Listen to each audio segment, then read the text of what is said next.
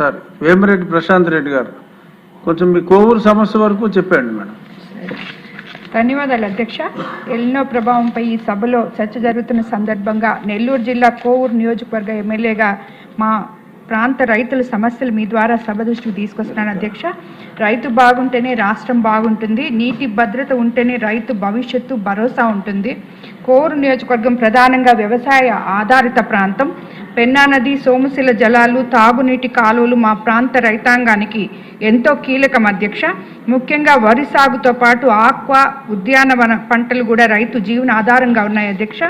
ఎలినో ప్రభావంతో వర్షపాతం తగ్గిన, వర్షాలు ఆలస్యమైన, ఉష్ణోగ్రతలు పెరిగిన మొదటి ప్రభావం రైతుల మీద పడింది అధ్యక్ష. అందుకే వర్షాలు వచ్చిన తర్వాత చర్యలు తీసుకోవడం కాకుండా వర్షాలు రాకముందే ప్రభుత్వం ముందస్తు కార్యాచరణ సిద్ధం చేయాలని కోరుతున్నాను అధ్యక్ష. కోవూరు నియోజకవర్గంలో ముఖ్యంగా ముందస్తు చర్యలు ఎల్లినో పరిస్థితుల్లో నీటి నిర్వహణ నియోజకవర్గ స్థాయి నుంచి జిల్లా నియోజకవర్గ స్థాయి వరకు ముందస్తు ప్రణాళిక ఉండాలి అధ్యక్ష. సోమశిల జలాల ఆధారంగా ముందస్తు సాగునీటి ప్రణాళిక సిద్ధం చేయాలి. పెన్నా నదిలో నీటి లభ్యతను బట్టి రైతులకు స్పష్టమైన సాగునీటి షెడ్యూల్ కూడా ఇవ్వాలి అధ్యక్ష. కాలువల్లో పూడికి తీత, మరమ్మతులు చేపట్టి చివరి ఆయకట్టు వరకు నీరు చేరేలా చూడాలి అధ్యక్ష. వర్షాలు ఆలస్యమయ్యే పరిస్థితుల్లో రైతులు ప్రత్యామ్నాయ పంటలపై ముందస్తు సూచనలు కూడా ఇవ్వాలి అధ్యక్ష. పెరుగుతున్న ఉష్ణోగ్రతలను దృష్టిలో ఉంచుకుని ఆక్వా రైతులకు శాస్త్రీయ సూచనలు, వాతావరణ సమాచారం కూడా అందించాలి అధ్యక్ష. గ్రామాల్లో తాగునీటి అవసరాలకు ముందుగానే అంచనా వేసి చర్యలు కూడా తీసుకోవాలని కోరుకుంటున్నాను అధ్యక్ష. అలాగే ఎల్నో కేవలం వ్యవసాయ శాఖ సమస్యగా చూడకూడదు అధ్యక్ష. ఎల్నో కేవలం వాతావరణ సమస్య కాదు అధ్యక్ష.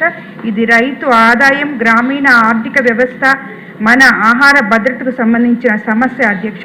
వ్యవసాయంతో పాటు నీటి వనరులు, తాగునీరు, పశుసంవర్ధక శాఖ, విద్యుత్ విపత్తుల నిర్వహణ వంటి అనేక శాఖలతో ముడిపడి ఉంది అధ్యక్ష.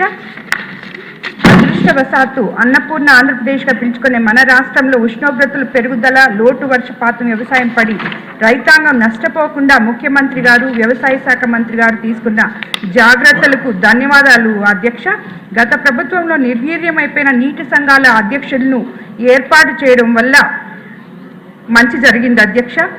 మా జిల్లాలో కలెక్టర్ గారు, జిల్లా మంత్రులు, అలాగే ఇరిగేషన్ అధికారులు, నీటి జిల్లా సంఘ అధ్యక్షులు, డిస్ట్రిబ్యూటరీ చైర్మన్లు, ప్రాజెక్ట్ కమిటీ చైర్మన్లు అందరూ కలిసి నీటిని ఎలా పొదుపుగా వాడాలి, ఎలా ఒక ప్రణాళిక ప్రకారం రైతులకు నీళ్లు అందించాలని అన్ని జాగ్రత్తలు తీసుకున్నప్పటికీ అధ్యక్ష, ఈ విధంగా రైతులకి ఈ ఎలినో ప్రభావం నుండి రైతాంగాన్ని ఎలా రక్షించాలి అని కూడా ఆలోచించాలి అధ్యక్ష. చివరి ఆయకట్టు వరకు నీటిని అందిస్తున్నాం అధ్యక్ష.